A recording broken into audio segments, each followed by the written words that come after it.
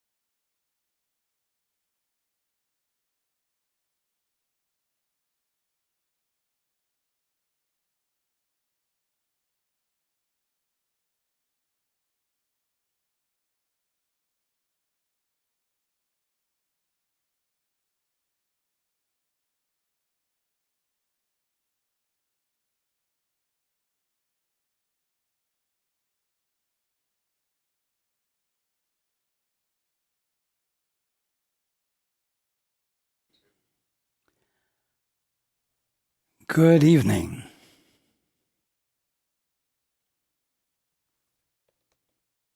Or since we have started so late, good morning. And welcome to everyone who's joining us on the internet. Tonight, we're going to be talking about love.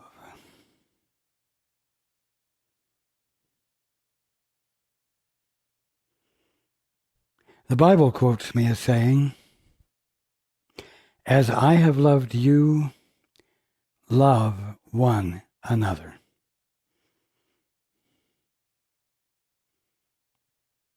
How have I loved you?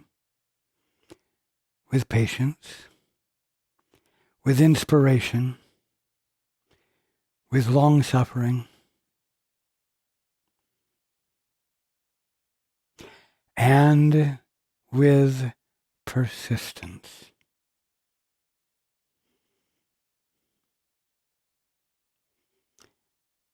The other things, the first things I mentioned, are relatively easy to do.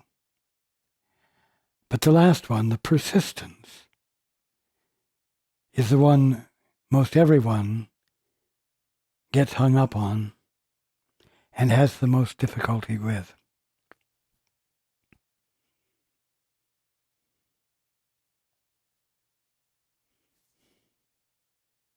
Now, what is love? Love is looking into your brother's eyes. There it is. That relationship, that involvement, looking into your brother's eyes and remembering God. It isn't looking into your brother's eyes and getting frustrated with him because of how crazy he is, or how inconsistent he is, or how hateful he is, or how careless he is, or how he screwed you over a year ago. Mind you, all of those things will tend to get in the way. But the function is that of looking into your brother's eyes and remembering God. Now, this is not a new subject.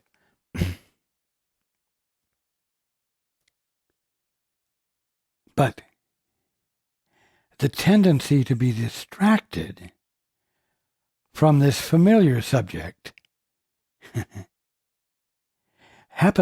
occurs frequently with everyone.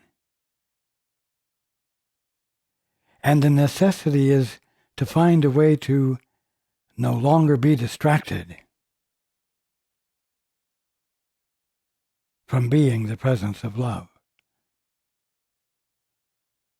from wishing to be the presence of love and wishing to see the presence of love. Now, in the Course it says, do the Holy Spirit's work, for you share in his function.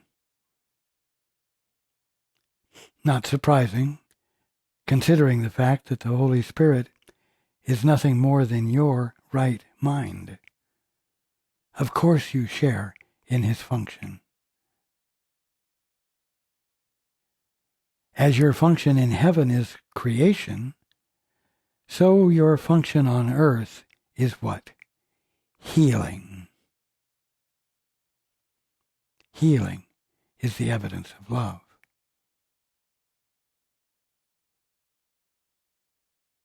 The evidence of looking into your brother's eyes and resolutely, patiently, persistently remembering God.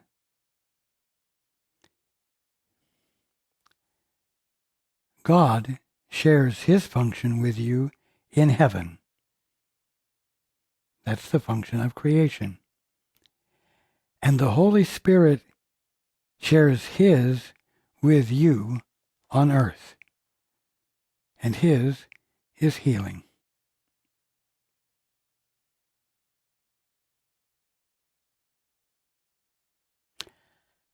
When you faithfully fulfill your function of remembering God when you look at your brother or sister or any aspect of your world, your mind is whole, healed. And that wholeness blesses you and your brother together.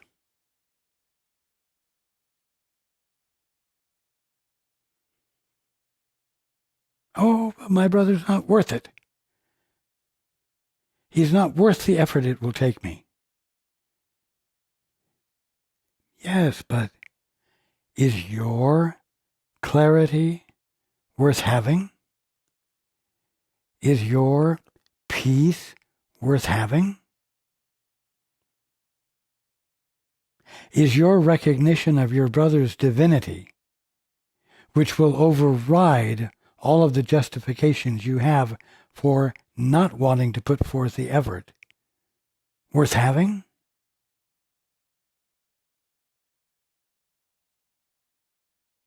I realize that sounds sort of selfish. But there's nothing selfish about wanting to be sane, to be of single mind, not to be conflicted and in a state of war within yourself, where you're maintaining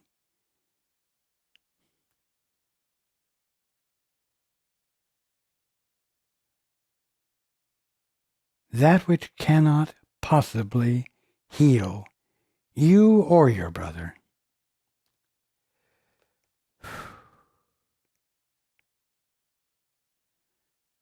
You know, if healing isn't occurring,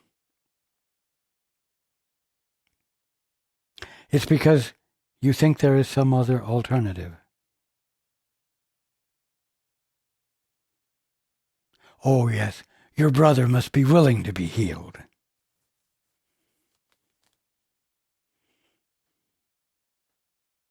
What's the old joke? How many psychiatrists does it take to change a light bulb?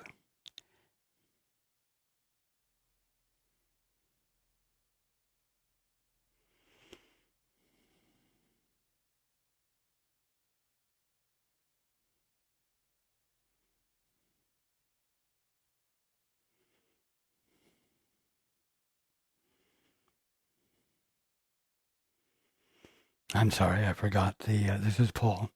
I lost the track there.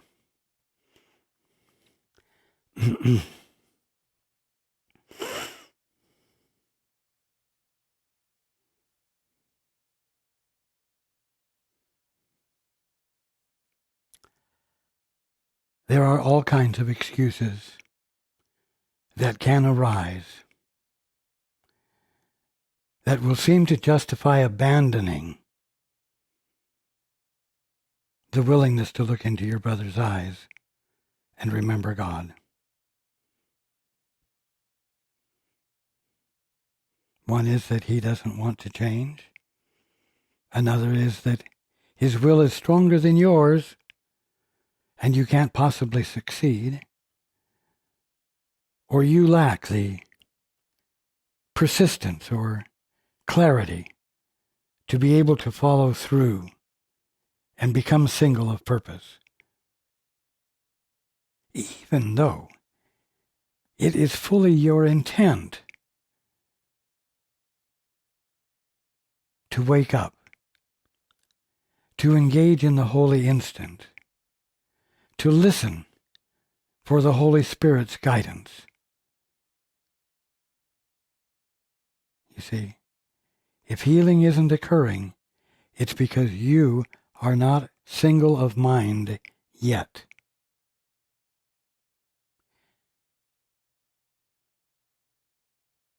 Nothing else will heal but love. Any other means you try to employ to correct a situation that calls for correction will not heal. You can try being kind, you can try being nice, you can try being loving, whatever the current definition of loving might be at any given moment.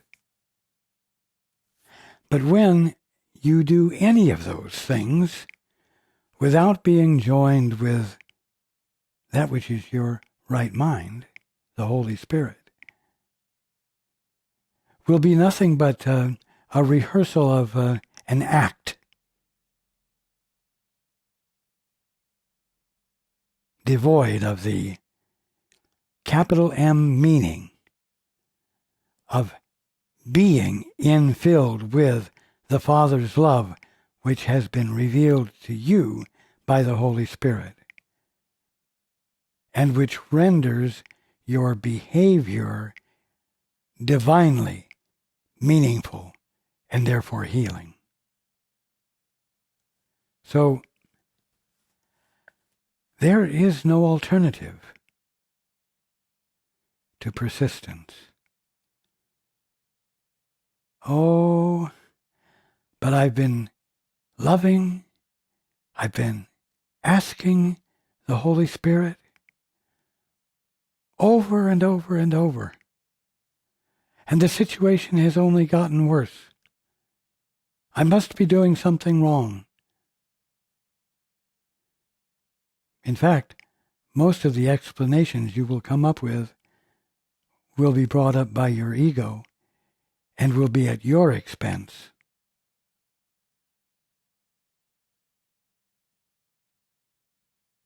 And that will simply discourage you further until you finally hit the bottom of the barrel and you genuinely let go. And you genuinely, with all of your heart and with all of your humility, ask the Father, what is the truth here?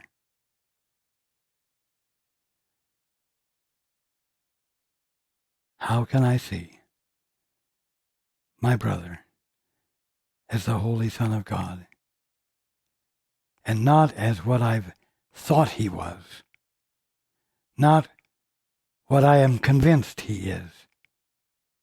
Father, I acknowledge that my perspective is not healing and cannot be healing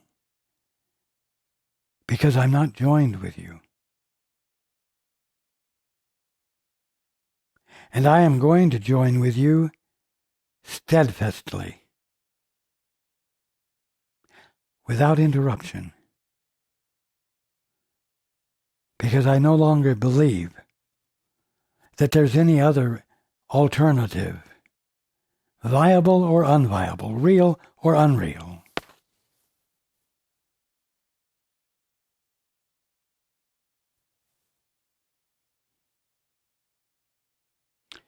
It is sometimes agonizing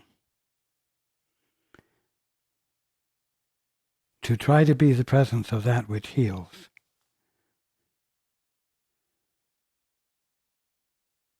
And it makes you self-conscious, as I've said before, in a negative way. Self-depreciating. But the necessity is to forget about yourself and give your attention to your brother, knowing, even if it's intellectual knowing, that right there where the bastard is a holy Son of God who couldn't appear to be a bastard if God wasn't right there being what that brother truly is, in spite of what he thinks he is and in spite of what you might believe he is. And you are going to stand with that with commitment. Patience is recognizable as love when nothing else is being employed and no other options are being held behind your back just in case loving doesn't work.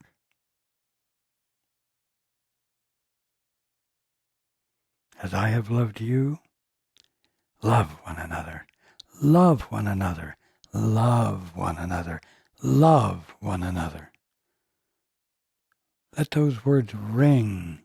Let them echo through your day. Love one another, love one another, love one another. That's what you are here for. As your function in heaven is creation, so your function on earth is healing. Love one another.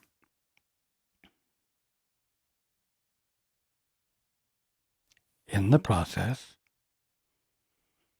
be intelligent.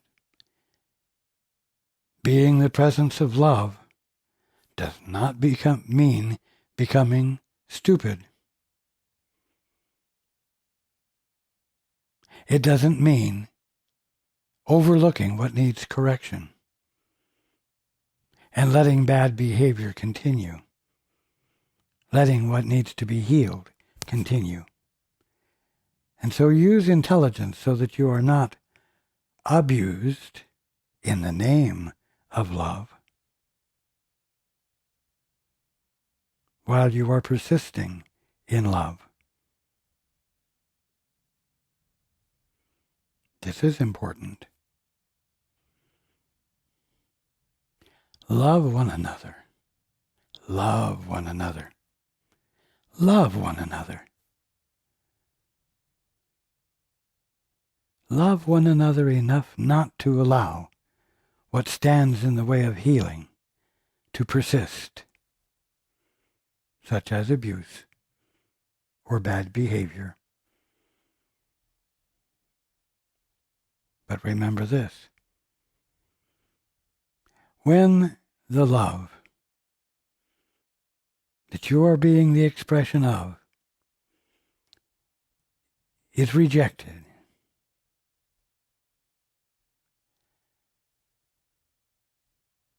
when it is not received, it doesn't mean that you have to bring something else into play, such as coercion or force or logic or any other method of manipulation, like anger or fear. There are no options to love. There are no alternatives to love.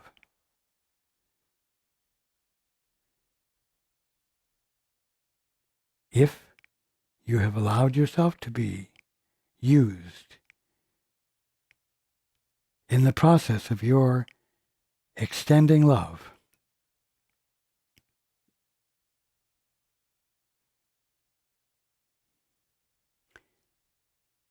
be capital L love enough to say no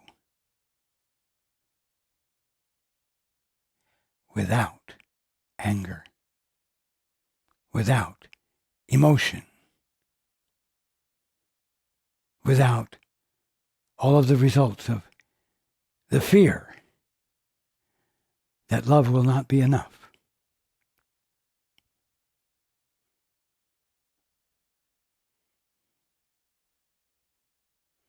Sometimes working out problems is very laborious.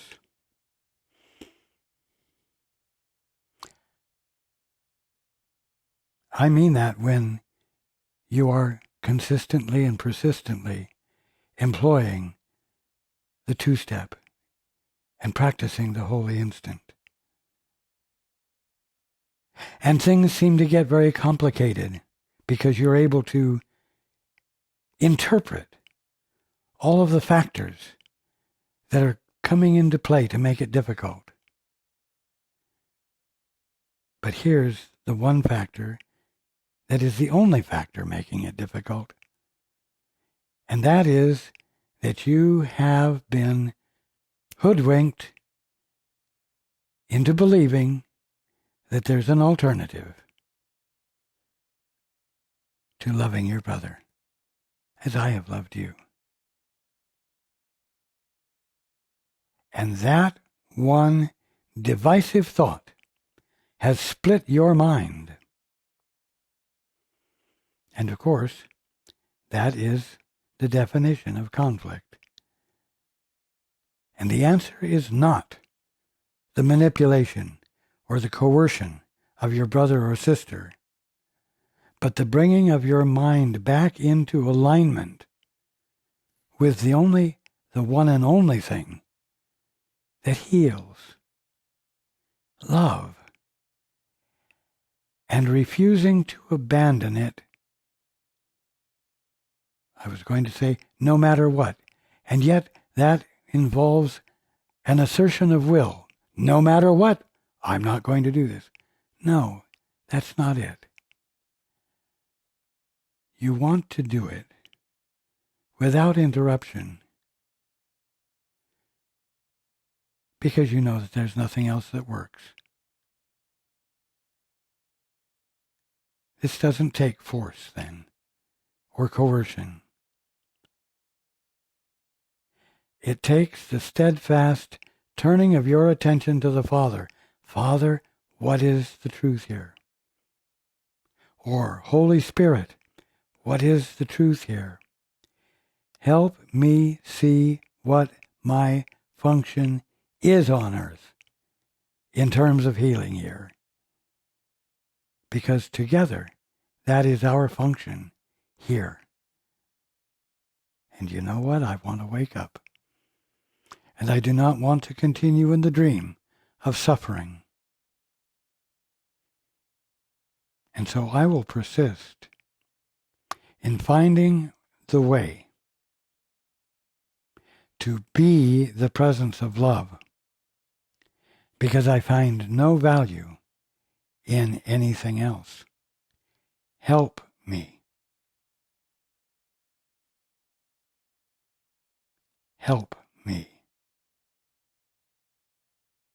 Help me love my brother. Help me do what puts me in the position of being the unconflicted presence of that which heals, of that which is whole, of that which is the presence of harmony that flows freely from me to everything in recognition of the Father in it. I do not want to be conflicted, and I no longer want to believe that my brother is making me be conflicted. I want to remember that the only thing that works is love, and I want you to help me, Father, or Holy Spirit. I want you to help me experience love and remain steadfastly in it with patience and gentleness, with fearlessness.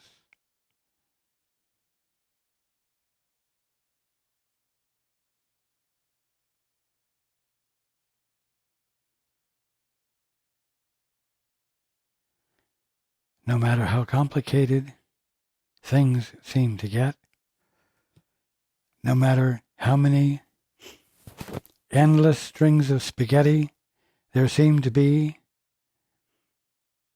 the answer is always simple. Abandon the spaghetti. Turn your attention to the Father or the Holy Spirit. Have one goal: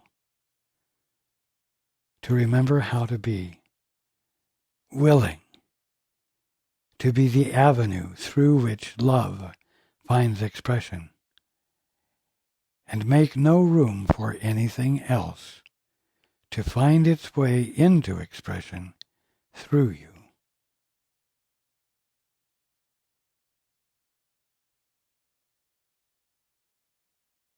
Love is the answer. And love is the royal way.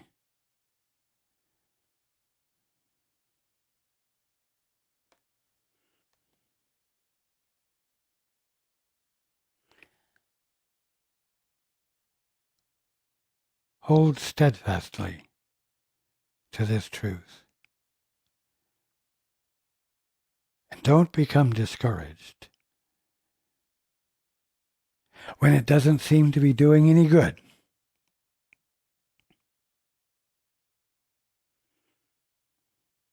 Because it's the only thing that does heal.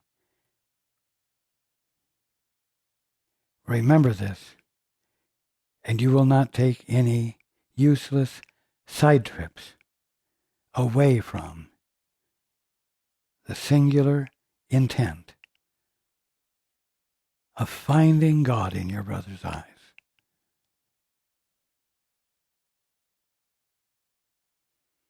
I love you very much. With singleness of vision, singleness of purpose, persistence, commitment.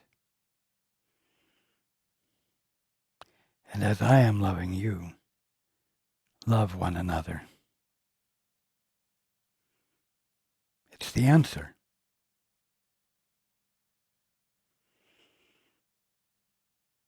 I look forward to being with you next time.